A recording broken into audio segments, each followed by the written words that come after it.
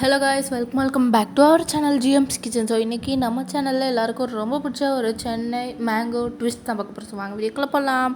ஆனால் நம்ம channel first time பார்க்குறீங்கன்னா மறக்காமல் லைக் பண்ணுங்கள், ஷேர் பண்ணுங்கள், சப்ஸ்கிரைப் பண்ணிவிட்டு பக்கத்தில் இருக்க பெல் பட்டனை கிளிக் பண்ணுங்கள். வாங்க வீடியோக்குள்ளே போகலாம். இது நம்ம கிரேஸ் சிஸ்டர் CWCயில் பண்ணது. ஸோ ரொம்ப சூப்பரான ஒரு ரெசிபி. வாங்க வீடியோக்குள்ளே போகலாம். இன்றைக்கி நான் இந்த ரெசிபி பண்ணுறதுக்கு நான் ஒரு மேங்கோ எடுத்திருக்கேன். அதை நம்ம பீல் பண்ணிக்கலாம். ஸ்கின்னை பீல் பண்ணிவிட்டு மிக்சர் ஜாருக்கு ட்ரான்ஸ்ஃபர் பண்ணிவிட்டு நம்ம அரைச்சி எடுத்துடலாம். நெக்ஸ்ட் ஒரு கடாய் சூடுபடுத்திட்டு அதில் கீ ஆட் பண்ணிவிட்டு நம்ம அரைச்ச மேங்கோ பியூரி ஆட் பண்ணிடலாம்.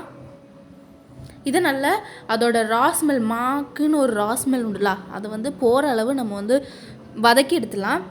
அப்பப்போ தேவையான அளவு கீ ஆட் பண்ணி யூஸ் பண்ணுங்கள். அடுத்தது சுகர் அதிகமாக தேவைப்படாது, இருந்தாலும் நான் கொஞ்சம் சுகர் ஆட் பண்ணியிருக்கேன், நீங்கள் கம்மியாக ஆட் பண்ணுங்கள்.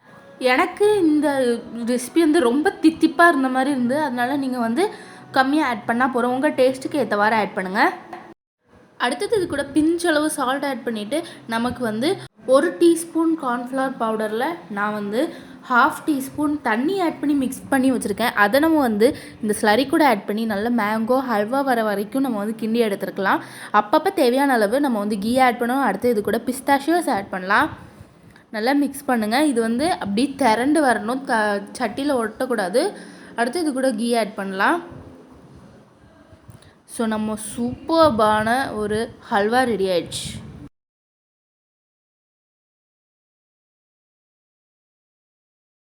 இன்றைக்கி நான் இதை ரைஸ் பேப்பர் வச்சு தான் பண்ண போகிறேன். அதுக்கு பதிலாக நீங்கள் மைதா அப்புறம் சால்ட் இது ரெண்டுத்தையும் கம்பைன் பண்ணி ஒரு டோ பசைஞ்சு அதில் கூட பண்ணலாம். இதோட இன்ஸ்ட்ரக்ஷன்ஸ் எப்படி பண்ணணும்னு நான் சொல்கிறேன். இந்த ரைஸ் பேப்பர் அளவுக்கு ஒரு கிண்ணத்தில் நம்ம தண்ணி எடுத்து வச்சுருக்கணும். அதில் நம்ம இந்த ரைஸ் பேப்பரை டிப் பண்ணி எடுத்துடலாம். ரொம்ப டிப் பண்ணாதீங்க, அப்புறம் அது கொசன்னு ஆயிரும்.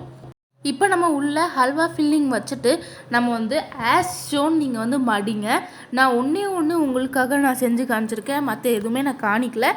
இந்த மாதிரி ஒரு மடிப்பு மடிச்சுட்டு மேலேயும் கீழேயும் நம்ம மடிச்சுட்டு இந்த மாதிரி ரோல் பண்ணிடுங்க. அப்போ உங்களுக்கு ஒரு ஃபினிஷிங்காக ரொம்ப சூப்பராக இருக்கும். நம்ம ஒரு பீஸ்க்கு நம்ம 2 ரைஸ் பேப்பர் கன்சியூம் பண்ண போகிறோம். எல்லாத்துக்குமே நீங்கள் இந்த இன்ஸ்ட்ரக்ஷன்ஸ் யூஸ் பண்ணிக்கலாம்.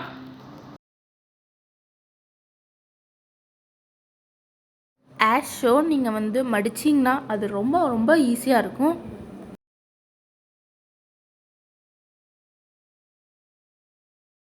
இதே மாதிரி நான் 3 எடுத்துக்கிட்டேன். இப்போ இதை நம்ம ஆயில் ஃப்ரை பண்ணிடலாம்.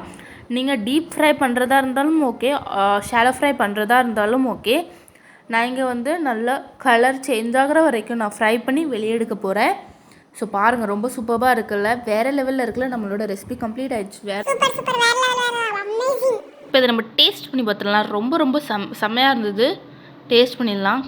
செம்ம கிறிஸ்பியாக க்ரன்ச்சியாக வேறு லெவலில் இருந்து.